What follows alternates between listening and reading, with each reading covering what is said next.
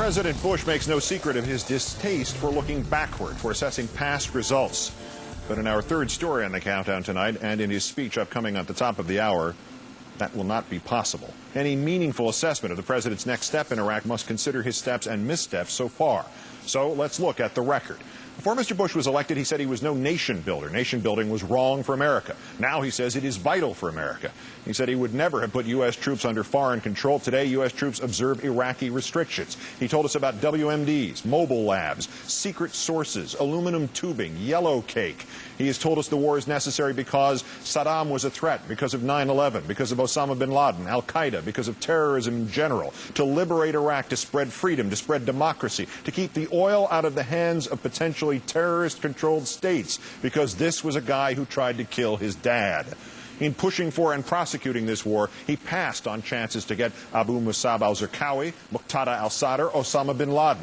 He sent in fewer troops than recommended. He disbanded the Iraqi army and de-Baathified the government.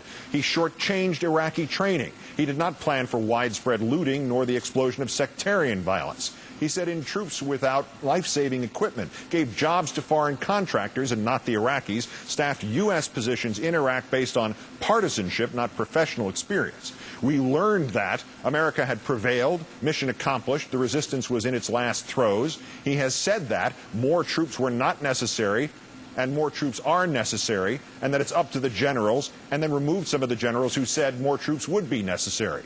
He told us of turning points, the fall of Baghdad, the death of Uday and Qusay, the capture of Saddam, a provisional government, the trial of Saddam, a charter, a constitution, an Iraqi government, elections, purple fingers, a new government, the death of Saddam.